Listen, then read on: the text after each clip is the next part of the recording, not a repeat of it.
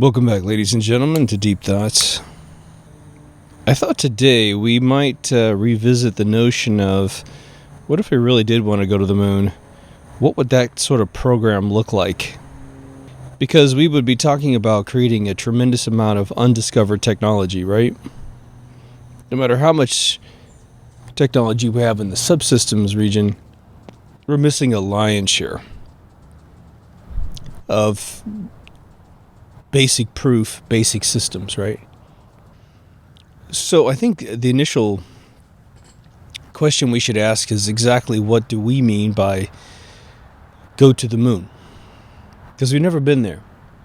Human beings have never, ever been there, so you have to immediately, unlike any other form of science, you have to divorce yourself from all the lies that have been told about going there, because there's a lot of fake technology and fake lack of obstacles that we will then have to overcome because we're actually going to go there.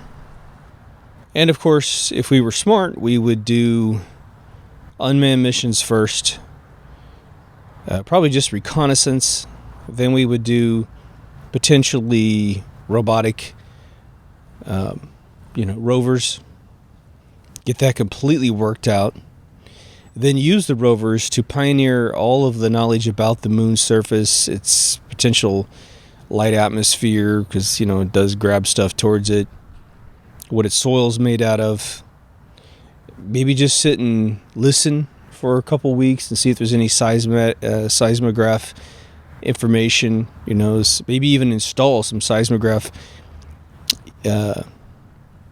sort of like, the dune thumper, mechanisms to make sure we can guarantee ourselves that the surface isn't volatile.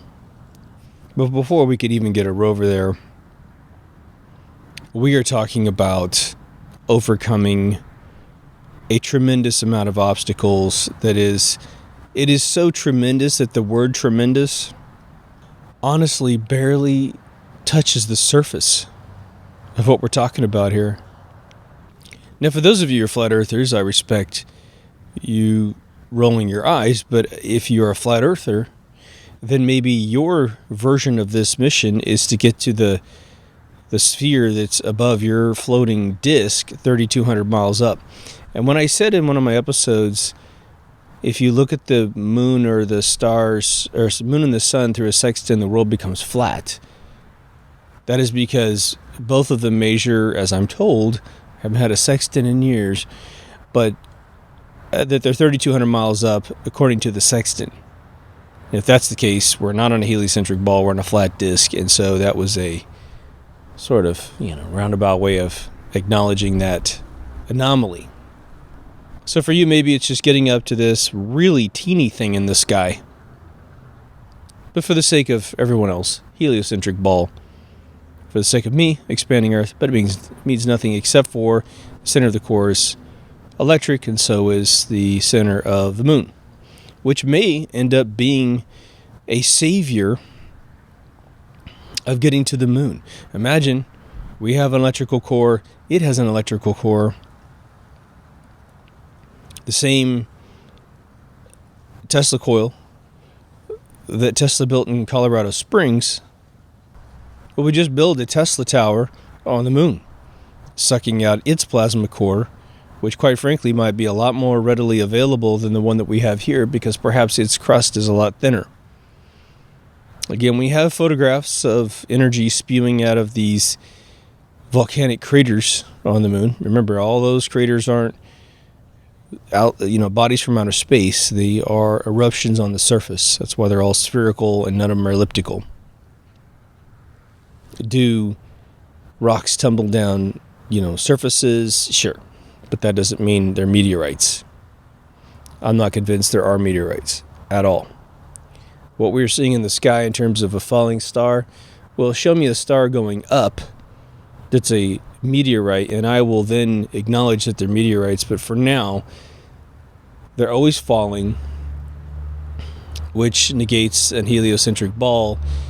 It negates a concept of something constantly coming at Earth and hitting the surface of the Earth, Because eventually on a ball, I would look out at the coast and a meteorite would go up because it's hitting lower than my line of sight and it's coming up and over.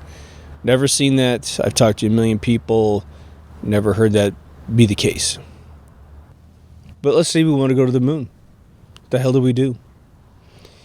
We have to develop a series of technologies that, if we are responsible to the program, what has to occur is that we create the most efficient use of energy. Meaning perhaps a Saturn V is the worst form of getting to space. But perhaps it is the most energy efficient when you talk about very low altitude mechanisms. What if we had anti-gravity, but the only place it really becomes plausible in terms of the use of energy and onboard systems, and I'm making this up, of course, that it becomes efficient at 100 miles up, when you've really gotten out of most of the thick goop that is the, sort of light liquid atmosphere that we have here. Because it's thick. Our atmosphere is thick. When I can move my hand and feel it on my top of my hand, that's pretty thick atmosphere. But we have to figure out methods to get, I think, a significant amount of core materials into orbit. I recently just watched a video that's saying that 235 is typically the average orbital height of a NASA mission. That's the orbital missions with human beings, space stations and other shuttle missions back in the day. All right.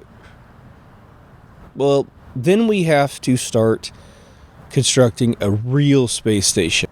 Not this ridiculous thing called the ISS. This space station which doesn't have a portal window towards space. Right. There's something up there, I guess.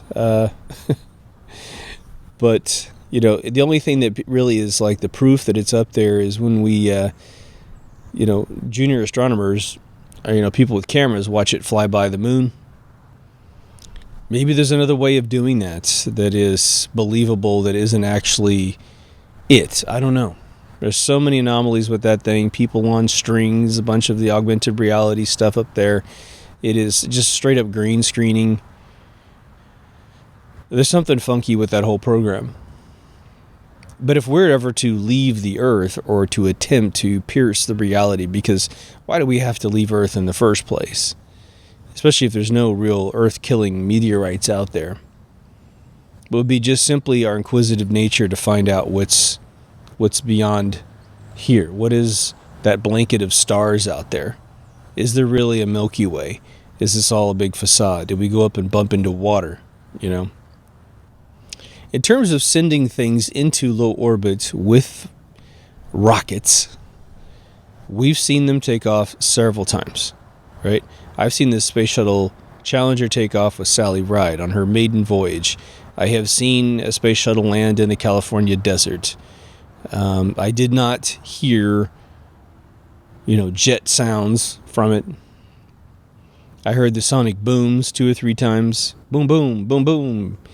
And I look up and this thing is upside down, hauling ass. You could see it with your naked eye. And then it went from upside down and it did this barrel roll, boom, and landed on its wheels. So just phenomenal. This wasn't a barrel roll, it was like some loop-de-loop thing. But now we have to make a space station that can, I think, have everything that we've ever prophesized in a space station, from science fiction books to movies. This needs to be a colossal structure. Huge. Potentially, eventually, because there's no real estate issues in space, it should be about the size of a major city, in my opinion. We need branches of science all over this thing, and we should probably try to conquer artificial gravity, as well as rooms that have no gravity. But we need to attempt this, right? We need to attempt it without harming the human body. There are theories of, the spaceship in 2010, A Space Odyssey from 1984, the one that Sid Mead designed, where it rotates, right? Rotates the center of it. The whole thing doesn't have to be a wheel. But for the sake of gravity on the human body, digestive systems, muscular development, bone density, we should have the primary living quarters have some form of gravity. Now that works because collision between two mass energy objects is going to work, right? There's nothing that stops it from, if a spaceship was coming at you or a rock was coming at you in space the size of a house at 100,000 miles an hour and you are not going 100,000 miles an hour, you aren't going to be able to stay in one piece once it hits you. You're going to splatter on the side of it. It's just going to take place. So as this thing turns, we've got gravity. We could take a shower. We could sit down and eat a meat at a table. And as long as it's gigantic, we're okay. The entire space station should be electrical by design because the Van Allen belts provide infinite power. The method by which you gain the power from the Van Allen belts would be to release a wire on one end way outside the ship, and it would collide with electron clouds that you can conductively bring back into the ship. And they probably don't even need to be that long. So you can have infinite power up there without bringing any batteries whatsoever. Well, what's the point of the space station? Well, the first point would be to actually set up a laboratory and an observational center that is pointed at space, unlike the ISS. So most of the windows, or at least an equal portion of windows, are going to be pointed at the galaxy, at the moon, at the sun, at everything, right? And of course, we'll take into account sun exposure and all that kind of stuff. We know how to block a tremendous amount of the harmful rays from the sun. Just getting into a car with UV protection in the windows, if you've ever driven across the country and you had your left arm out in America, it gets burned up. But as long as you roll the window up, put your arm inside the window, it might get really hot, but it won't get sunburned. And that's because we have UV protection. And all we need to do, if it gets more powerful, is put more UV protection in there.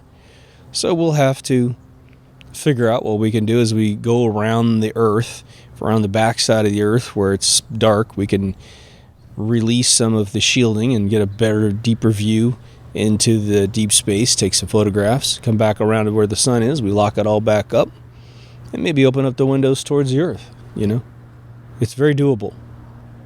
But as part of the space station, and I mean this is absolutely serious, okay?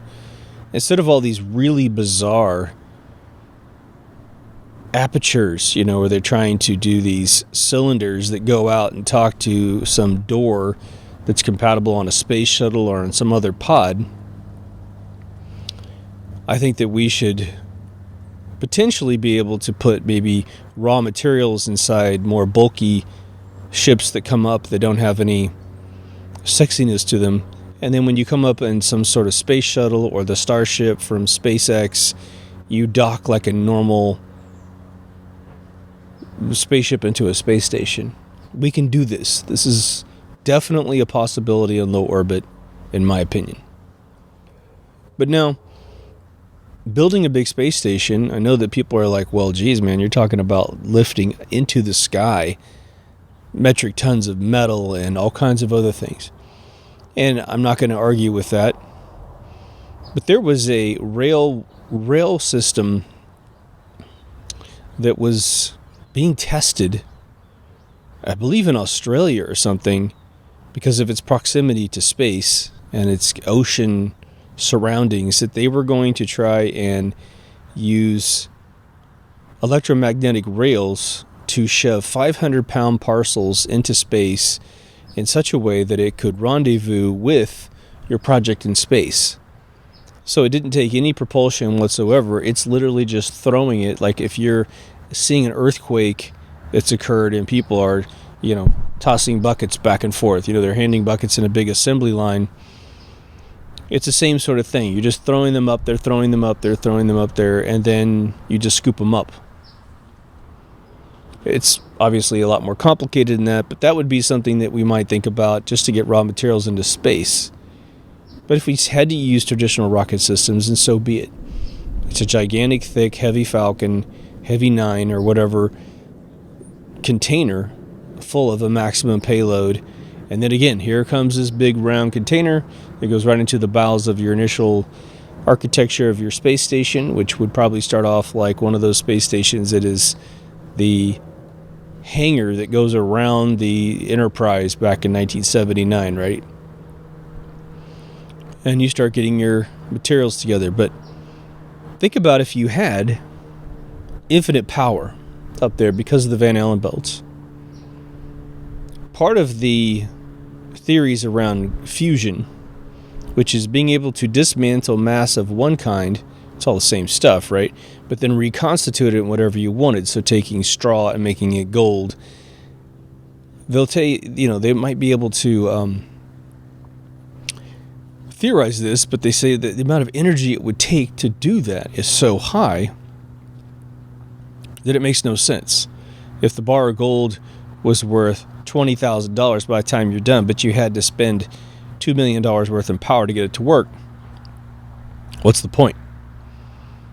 Well, for us, being up in space and putting out 4 or 5 wires and having this fusion engine that can dismantle molecules and then reconstitute them, imagine us in the chemical table realm finding one of the most pliable forms of mass on Earth's surface that can be disassembled and that can be turned into this other material.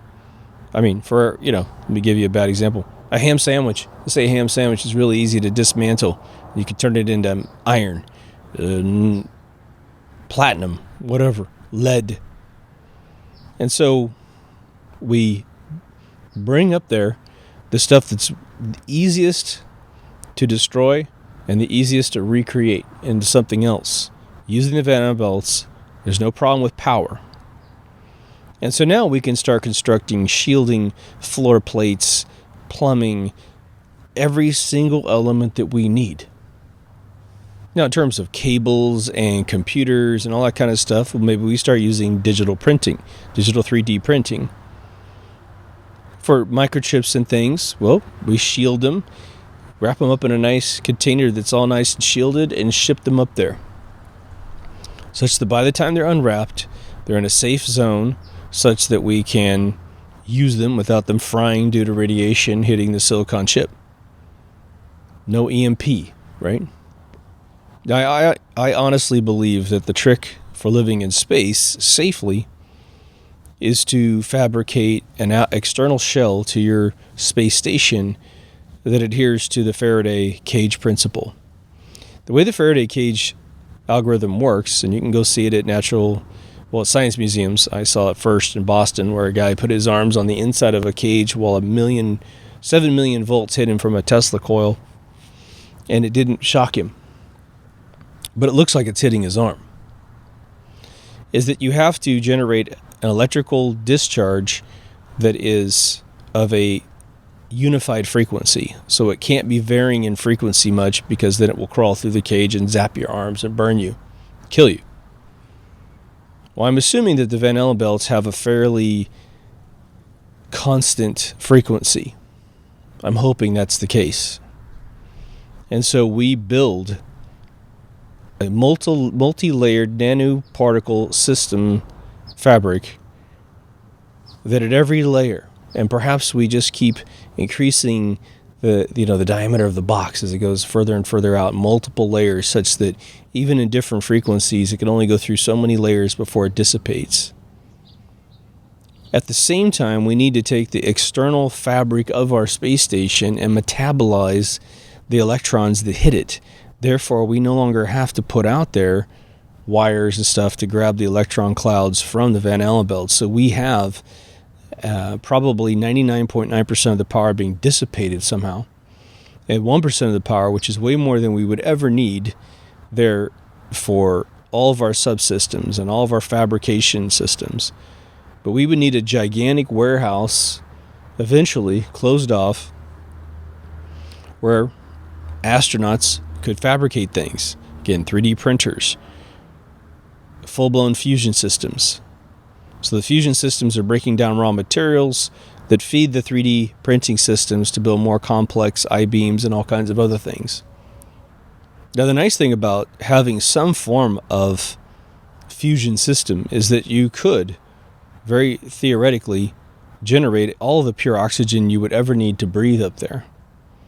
We would also want to start doing something that I don't think we've ever really done, which is create some sort of agrodome, a place that floats with our space station, such that we have a garden. And, NASA published, 20 years ago, that the amount of grass, healthy grass, necessary to feed one human being is a 10-foot by 10-foot square. As long as it can get CO2 to breathe, it can produce oxygen out, and a human being's okay. So imagine having most of your oxygen provided by perhaps an agrodome at every so many intervals of feet or meters along the space station. So you have one on one side, one on the other side. It feeds the center. You want to get even bigger, you put one on top of the center, and everyone's breathing the most pure, beautiful oxygen ever. What else would a space station want to have? It's going to want to have an observatory to beat all observatories ever developed by man. Of course, the Hubble telescope, of which we believe is the SOFIA project in hiding. SOFIA project's a public project. My cousin has pretty good proximity to that project. It's a 747 with a beautiful camera in it that flies way, way up there and then tilts sideways and take these amazing shots of space. So we need something of equal caliber or greater caliber. I think we have to push the envelope. Pretend like Steve Jobs is in charge of the space station, right? Elon Musk seems to be a pretty good dreamer. But we need the biggest and baddest observatory so we can start looking at the moon, looking at the planets, looking at deep, deep space stuff, and really start to understand this place where we live, right? The other thing is the space station needs to be clean. No more, wires everywhere, laptops everywhere, and all this crazy stuff. It needs to feel like a normal, living, breathing place. We need to have designers come in that actually take care of the human condition while you're up there. So this space station, if I just, if you're keeping track of the bits and pieces, and I say it's as big as perhaps New York City's Manhattan borough, I'm talking about a big place.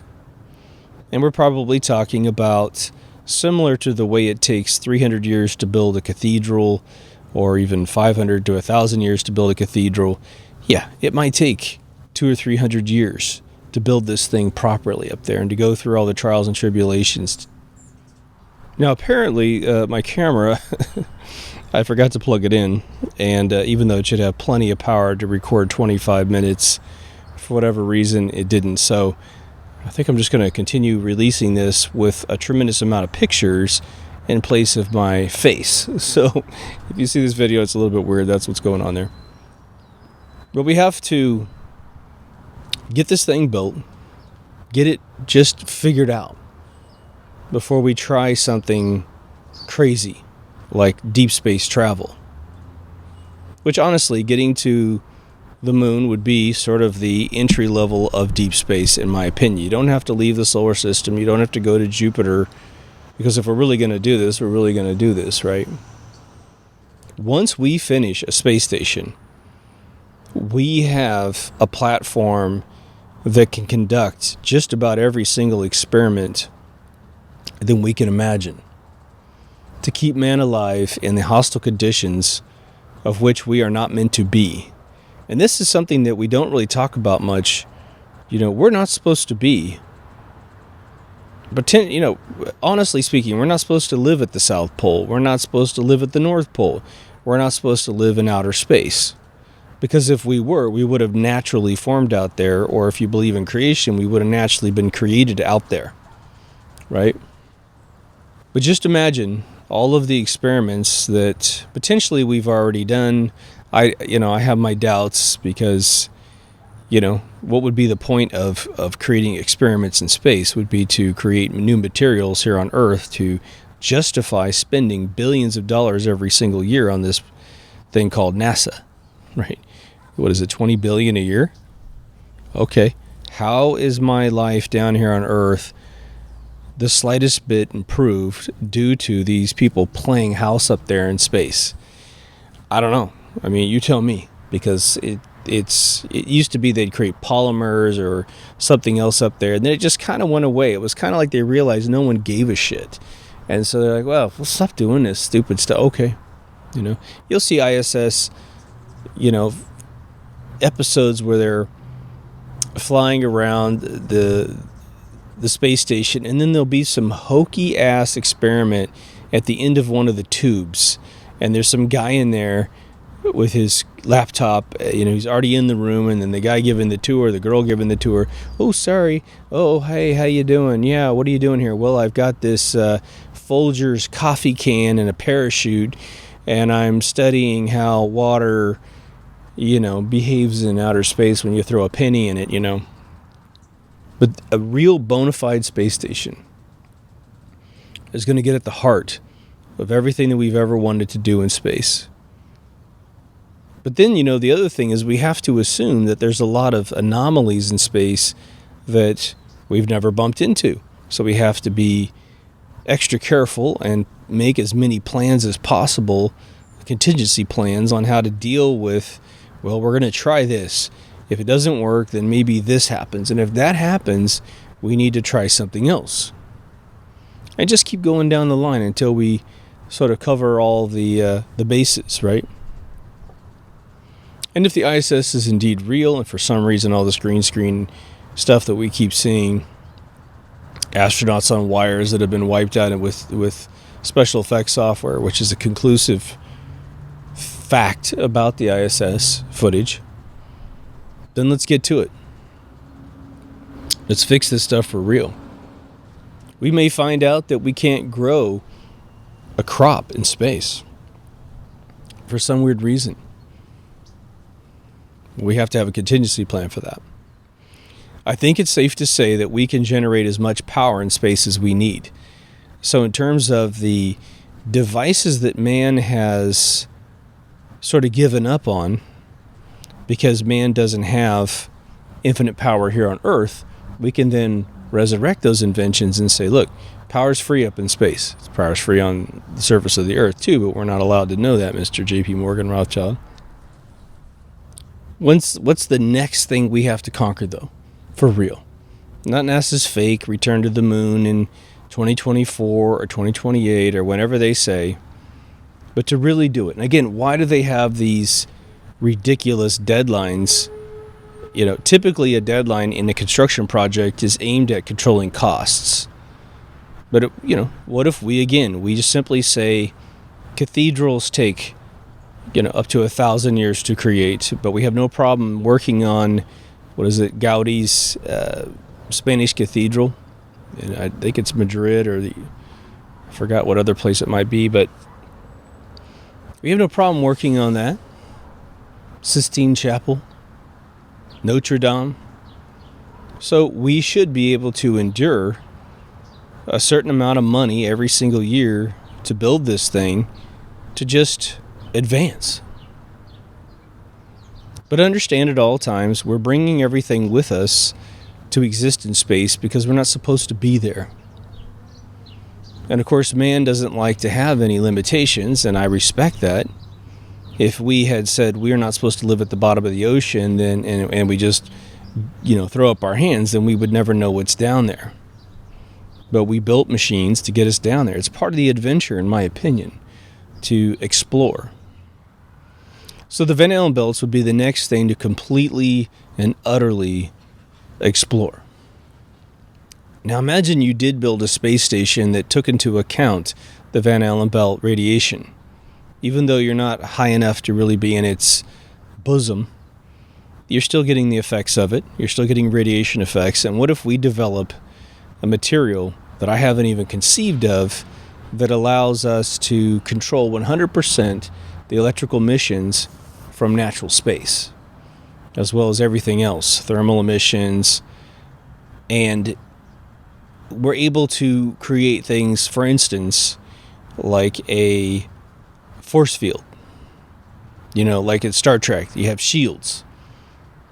Well, what are shields? Shields would be an electromagnetic Van Allen belt around the contour of your vehicle, emanating from some incredible power source, which in the fictional series Star Wars is all based on dilithium crystals, which I think is phenomenal, because if you listen to Bob Lazar's Element 115 theory, he's talking about an element that when it goes through some piezo effect creates an amazing whirlwind of electron radiation / cloud that's then fed into antimatter engines, which then make the vehicle move. All right, so it's a theory. But if we're able to keep and stabilize a space station, we could build a sub-vehicle. I mean, seriously, a vehicle the size of perhaps, some of those hydroplaning vehicles that you see. It's big. It's like a big boat. And we just, unmanned, just move it up there into the Van Allen belts and just put a bunch of sensors on it and communication equipment on it such that it beams straight back to the space station. It doesn't have to go to Earth. We can relay it to Earth if we need to. And then, boom. We watch what happens.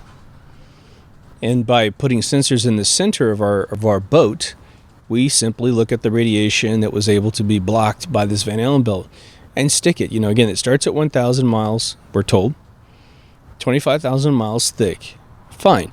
So put it about 16,000 miles up in the belly of the Van Allen belts. And you need to understand that the Van Allen belt's density and lethal nature is most likely lightest at the equator and most volatile at the poles, because the poles is where it ejects and where it comes back in. And so any of you've watched a drain of water, it's the same kind of principle. You've got water floating in a bathtub way towards the back. It's moving very slowly, but by the time it gets to the vortex, which is the drain, it starts to go really quickly. Same thing. Plus, the inner motor of the Earth is going to blast this stuff through very, very quickly. Now, it's probably moving very quickly regardless. So we need to pay attention to where we are in the Van Allen belts in all three dimensions to figure out its most lethal nature. Once we have figured out how to keep the vehicle from vaporizing itself, from harming any of the biological matter inside, what if we just fill it full of a bunch of single-celled creatures? We put it up there, 16,000 miles, and then bring it back down to the space station, bring it inside the docking bay, open it up. We can examine the outside of the vehicle in an oxygenated environment. People just walking around it, it'd be nice, right? You could say, oh, guys, look at this. This seemed to boil off. Oh, this wire is all gone right here. This fabric seemed to melt, Jeez, we got to go to the next level. Or it's perfectly fine, and they open it up and they take the little petri dishes out and they look at the cells, and the cells are happy as a clam or dead or maybe mutated into something special. Who knows, right? But that's why the space station exists. It's to conquer the basics of being in space. It's also to get through the Van Allen belts. And then we have another realm on the other side of the Van Allen belts, which we've never really been to, which is essentially technically non-occupied space, but it is obviously very radioactive because of the sun, because of emissions from the Earth. I suspect the Van Allen belts are much thicker than they say. It's just 25,000 miles would be a nice estimate as to the most lethal band of the Van Allen belts. But then we have hundreds of thousands of miles before you get to the moon out there, which is a 236, 237, somewhere in there, depending on when you access the moon. And it's supposedly elliptical orbit. I think it's interesting that when I was a kid, they didn't really talk about the moon having an elliptical orbit. They didn't talk about the Earth having an elliptical orbit. But now, supposedly, it's just common knowledge. I think that's interesting. So the next phase would be to then study and make sure, and I'm pretty sure if you can get through the lethal bands of the Van Allen belts, we're going to be just fine when we get on the other side. But perhaps something that it is protecting us from would not be inside the Van Allen belts, let's just say. Some other wave of energy that isn't visible, that isn't part of the Van Allen belts, but once you get on the other side, it starts to penetrate the hole and injure the human flesh inside, biological mass. So we just need to make sure, by continuing to put our boat up and down in altitude, and testing, and then bringing it back, and then testing it and bringing it back, what's going on. Now, you might ask, too, what would be the propulsion system of our ship, the little guy that would go up there? Well, I would suggest that we start to play with electromagnetic engines, which is to say we generate a vehicle design of which doesn't exist on publicly accessible paper at this point. Although, I will say, and I routinely forget to mention this, when I first started waking up in probably 2005, a bunch of videos were put online that are now gone once the deep state bought YouTube, right? That were professors in the 60s giving these lectures and drawing on the whiteboard electromagnetic engines that would warp space and allow us to create essentially voids, and what I believe to be voids of ether, thus allowing the vehicle to pop into that position and fill up the void. Because once you create a void in space, everything else is pushing on the vehicle in all directions, which is ether, which again is water on bubble. If you could have a bubble in your soda, and you could just suspend a nice, centimeter diameter bubble, and then all of a sudden, if you could just, with your mind power, right, as Mind Force, as Tenacious D would say, create a pocket where there's no water around the bubble, the bubble would just be forced to go into that hole because it's not being pushed wherever the hole is. So it's the same exact principle, except using, I believe, very powerful fields of electromagnetic current, I should say. We will be able to create our own little pocket around the vehicle. It's very similar to Bob Lazar's theory of his sports model UFO. So that would be the propulsion system that I would love to see tested at this gigantic space station.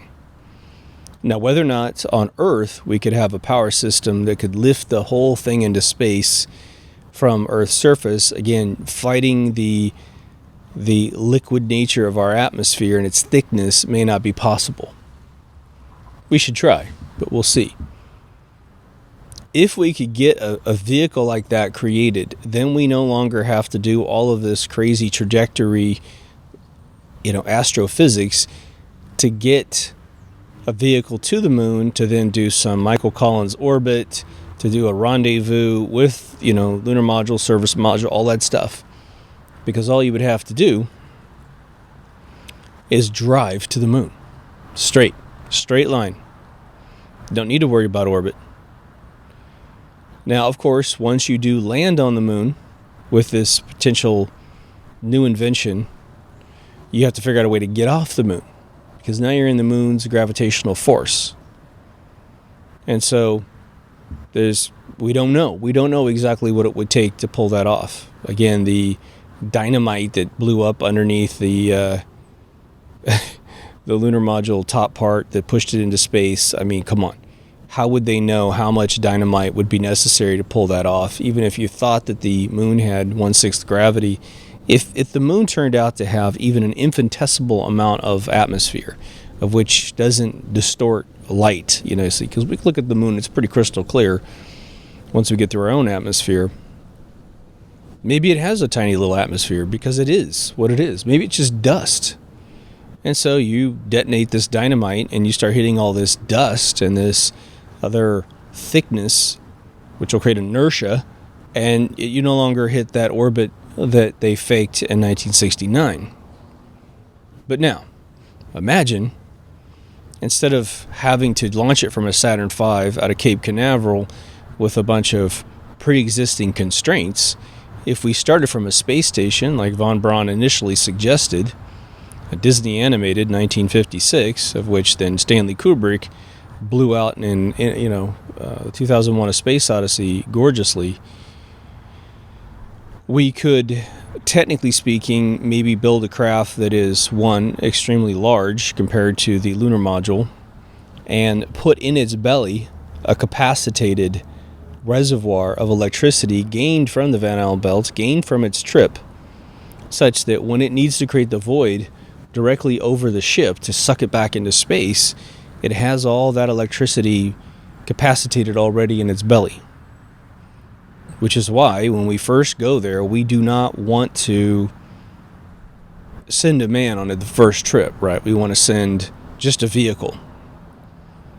But I think that we would want to conduct a tremendous number of experiments flying through space with this vehicle, getting close to the moon and coming back, getting closer to the moon and coming back, and just simply watch to see, is there something up there that's going to be in the way? Is there something up there we need to compensate for? And they will be able to actually have the science that they didn't have in '69 to do these miraculous, outrageous maneuvers for the very first time, picture perfect, 6 times almost in a row, minus Apollo 13, which obviously had some drama attached to its fictional storyline, right? Which is an explosion that happens outside the service module, of which only had a paragraph of nonsensical theory about what actually would do such a thing. The idea is if you have a car in Formula One, or the poor woman that just passed away going 500 miles an hour in the Salt Flats of Utah, they know what happens, right? She died because her front wheel ruptured while she was going 500 miles an hour. Thank God she probably felt nothing. When a Formula One car goes bad or a stock car goes bad, we can always figure out what went wrong, because there's only so many things in the car that would cause certain types of behaviors. So when the lunar module and the service module were going towards the moon in Apollo 13, there's supposedly this explosion fairly early on in the mission, and boy, they just couldn't figure out what went wrong. They'll offer you theories, but there shouldn't be any problem making that a very conclusive forensics experiment. Okay. Now, what would be our overall objective with getting to the moon in general? Well, part of it is just the curiosity of man, which we definitely poo-poo, I think, a little too much. It's a very real thing. We're tired of the pattern in our mind of Earth and what it has to offer on one level.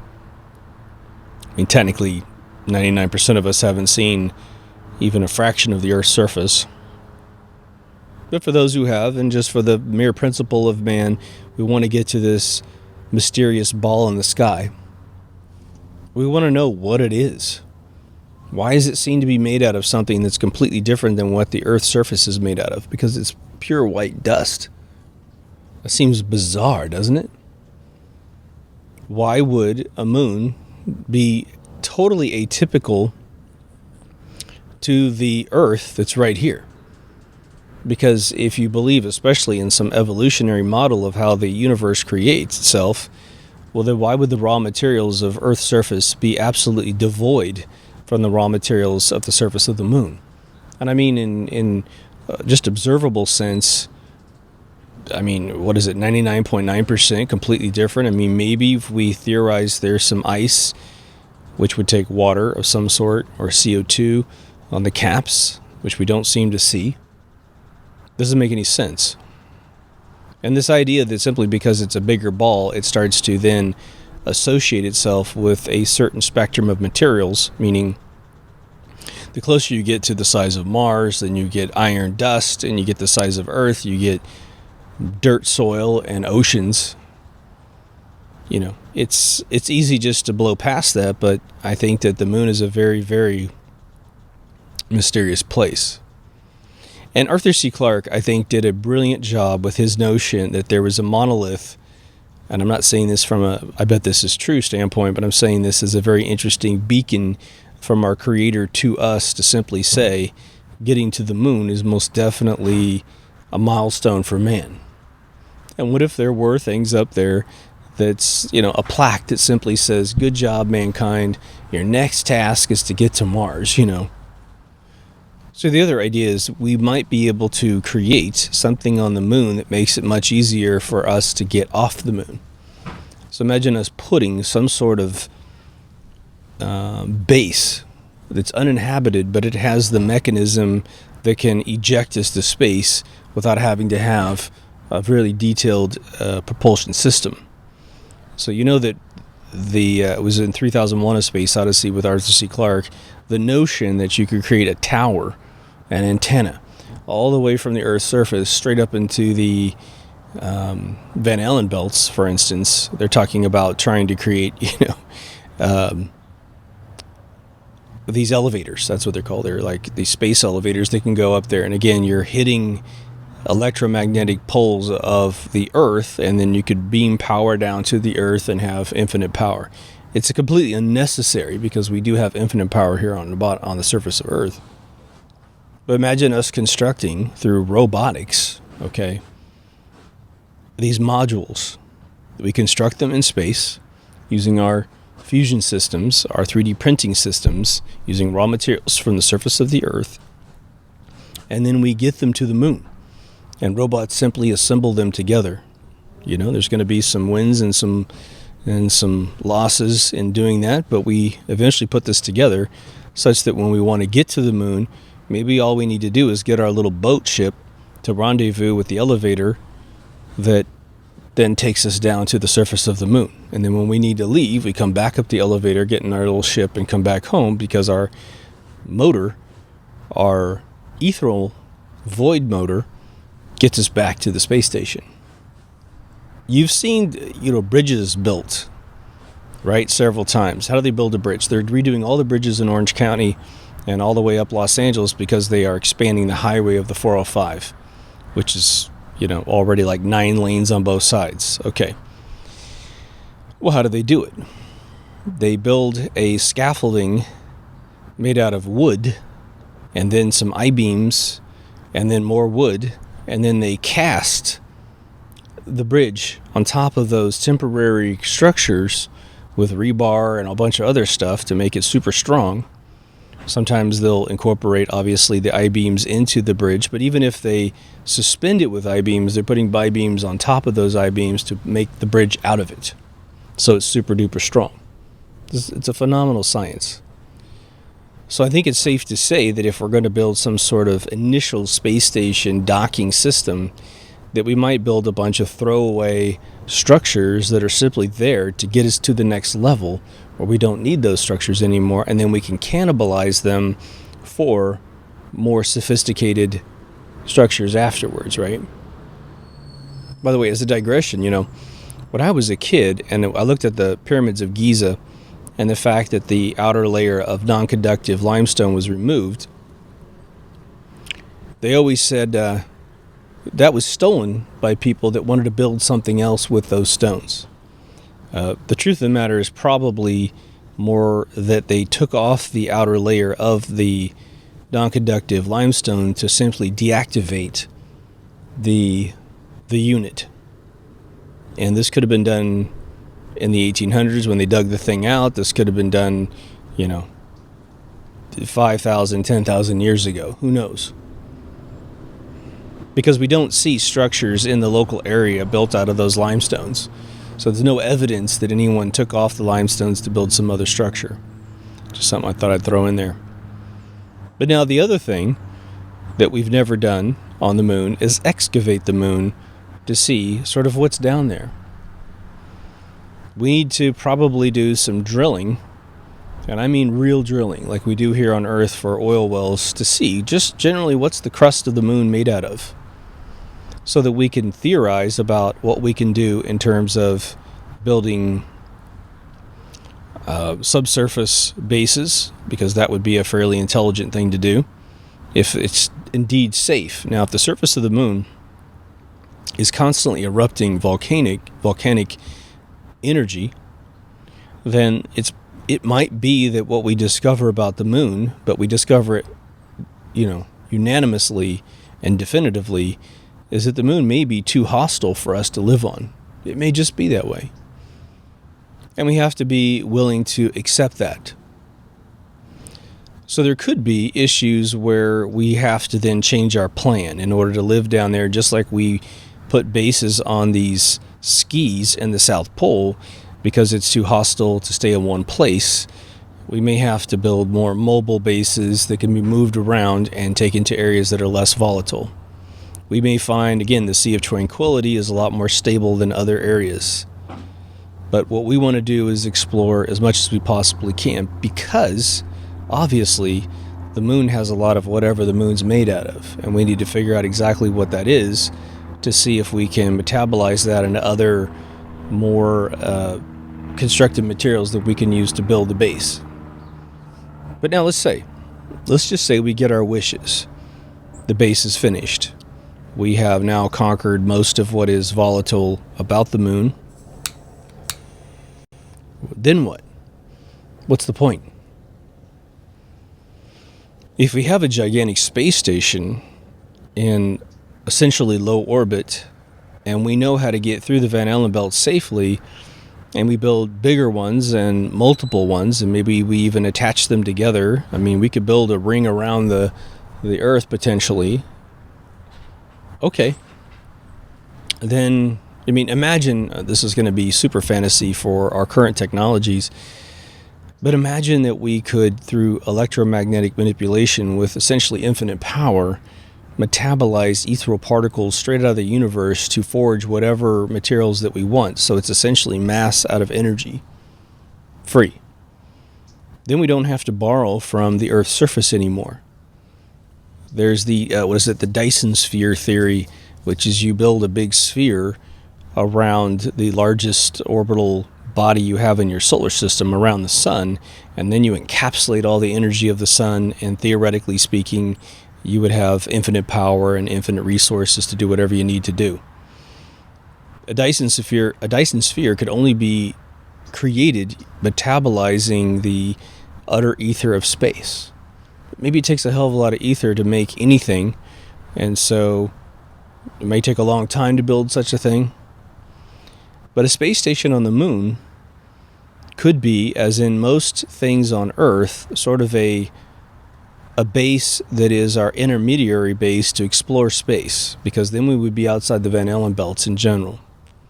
If every resource we have in our space station and every resource we have on Earth is then duplicated on the moon in a sustainable manner,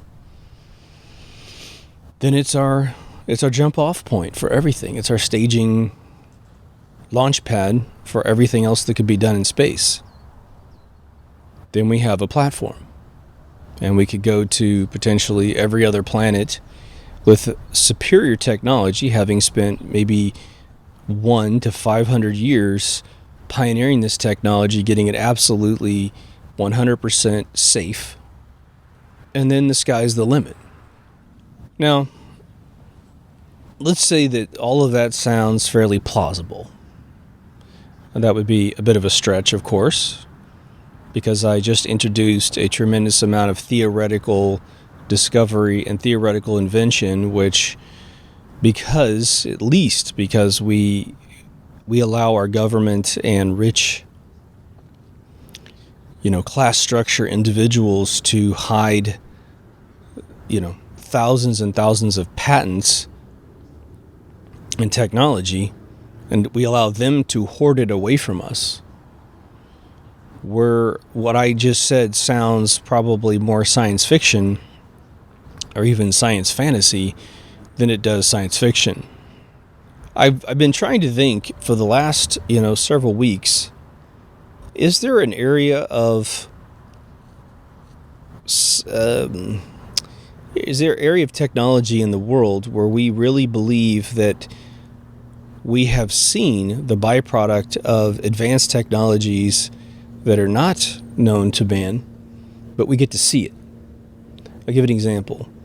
The B-1 stealth bomber, or the B-2 stealth bomber, and then there's the new B-2 stealth bomber, the new one. It could be theorized that the fabric of that vehicle is made out of a bunch of, radar absorbent materials that are, in our realm, they don't exist. But in the Lockheed Martin, Wright-Patterson Air Force Base designs, it's completely possible to exist. It does exist, right? The interesting thing about a real space station project is that we would need to get, very unexcitable government employees and government commanders and folks that hold the purse strings to be so excited that they're willing to sort of loosen the purse strings, if you will, on our patent blackout, on our technology blackout.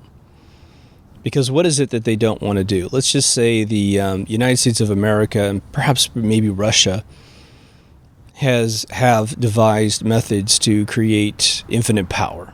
We know that that's possible in many different manners. Some are possible on Earth by metabolizing, hydrogen out of water, and you have Stan Meyer's clean water burning engine that got him killed in 1998. Go see my episode on Stan Meyers. But then we have, potentially directed energy weapons from space, like your standard command and conquer ion cannon design, that can only exist if you're in space, because you can tap into that infinite stream of electrons to then capacitate up and then direct down an energy beam to liquefy, say, a 110-story building. Okay. The nice thing about the space station theory, according to me, is that you would then have almost this beautifully quarantined zone where, unless you and I are invited up there and we're super scientists, we will never see this technology that they have had discovered for potentially thousands and thousands of years, but we don't have access to it because it would give us too much power to wipe them off the face of the planet. And so it goes up there in a black box and it gets used, gets developed up there. And very key individuals that are, Z clearance people can get up there and put that stuff together. What do we care about as citizens down here? Well, there's definitely your nerds that want to know how everything works, and you could still let them know generally how it works from a black box perspective. There is a technology. It allows us to accomplish this. Boom. Now, they would obfuscate it most likely if they don't want us to know, and so they could keep us in the dark. But all we really, really want as a normal citizen is the objective to be complete. Do we have a space station as big as a city where hundreds of employees work and they're safe and they have gravity when they want gravity and they have zero gravity when they want to do zero gravity experiments? They have agrodomes where they can cook or they can grow vegetables and all kinds of stuff. They breathe oxygen that they manufacture using plants. Be nice, right? And then we report in, or they report in, hey, we can get through the Van Allen belts finally after 80 years of research, let's just say. We have finally put a vehicle all the way through the Van Allen belts on the other side. It waited a day on the other side, took other sensory input, came back all the way through the Van Allen belts, back down to our space station. And it looks like all the biological matter inside the center of the capsule, the vehicle, the boat, is fine. Great. That's what we want to know. Can you get that far? Great. Now, let me give you an analogy so that your brain can sync up with this if you're not already on board. There, in the movie Blade Runner, there was a constant subplot sort of storyline that most of the population of the Earth went off-world. And there was the blimp that kept flying around advertising about getting off-world, right? And they, when Pris met Sebastian in the movie, she said, well, what's wrong with you? Because he was aging really quickly. And he named off the condition that he had where he had essentially an accelerated age process, and she called it accelerated decrepitude. And he said, he had to accept his limitations and live with it peacefully. And so his entire take on it was, well, I like it here. I have friends. I make my own friends. And of course, he had the Bradbury Hotel all to himself pretty much in the movie. And so if you were in the Blade Runner world and you were healthy and you wanted to go off-world, whatever that means, it seemed like they had gone way beyond our solar system because of Roy's final dialogue at the end of the movie. Would you really care how you got there? I mean, would you not go to Mars because you didn't understand all the technology behind the vehicle that take you there? I don't think so. You wouldn't care. You just go. Part of it just for the adventure. So I think that's how society will eventually come to understand and trust the technology. In terms of, being on the moon and being blown away by that, I think that it would be more our generation that will be enamored with being on the moon. That's something we've stared at our entire lives, and the older that you are on the surface of the Earth in the 21st century, the idea of being able to stand on the moon in a spacesuit safely or be in some space station that's protecting you, but being able to look out a window and just look at the vista of the moon and look at the Earth from the moon, that will most appeal to our generation and probably not appeal at all to a generation in the future.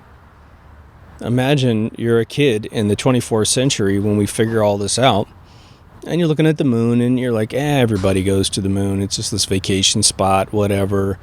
It's a little scary because it's way up there in space, but it's also massively expensive, so only rich kids can do it for now. And then maybe by the 28th century, it just becomes some trip to Hawaii. But honestly, think about it. You go to the formidable, cold, desolate surface of the moon, or you can go to Hawaii and sit on a tropical island with ukuleles playing, rum drinks being served to you, and you're getting a tan. What's going to appeal to you more in the 28th century? Something that you can engage at 100% or something you can engage at 10%? What does mankind really need to be mankind? Well, we need strategic resources, which we have on Earth. Don't ask Greta, of course. And it can be really likened to airplanes. We fly on airplanes all the time. I have flown over the Atlantic Ocean. I have flown over the Pacific Ocean. And, it was definitely interesting and amazing to do it for the very first time. But after I'd flown to London once, to fly back 2 more times was kind of like, oh God, another one of these really long flights. Now when you get to the other destination, that's what's really interesting. Being in England was very interesting for me because everyone spoke the same language that I spoke, but everything's a little bit different, and that was just fascinating to me. Like I said in the past, one of the most rewarding, interesting experiments that happened for me was just going to their local department store to buy a comb for my hair, which was short at the time, which they called rubbers. Nobody knew what I was talking about, which one of my friends from England was like, I don't get it, man. We call them combs. I said, well, this says rubber on it. So, I don't know what the deal was. My chauffeur didn't know what it was called, and the guy at the store didn't know what I was talking about. And I was like, I felt like an alien in another world. I had to say, well, it's the thing you put through your hair to make it straight, and it's not a brush. Oh, you mean rubber? And there was a whole, obviously, aisle full of them. It was interesting. But once that all wears off, once you get very familiar with everything that's there, well, your expectations are set. They're just human beings on the other side, and it's wonderful to meet them. But unless we have occupants of the moon, just ask John Lear, there's a whole space station over there made by aliens, then what's the frontier? But what if it was like that? What if we get over there, we find out that what we think are, just like John Lear, he points at every single bump on the surface of the moon. See right there, there's space station there, and there's big silos full of stuff, and he just dreams up all this kind of stuff. It's funny. But what if there were, the aliens that participated in creating the Earth and maintaining it and protecting us? They're up there going, hey, welcome. You finally passed the first test. Just like in Star Trek, you have to hit the speed of light to break warp 1, and then the Vulcans come and visit you and introduce you to the rest of the galaxy. Hey, For all we know, that's the test. Get to the moon. Figure it out. Maybe it's on Mars, whatever. But I'll close with this sort of analogy. I've been giving this a lot in season 5 here. I don't know about you, but when I see those tribes that are out there undiscovered in the rainforests, the one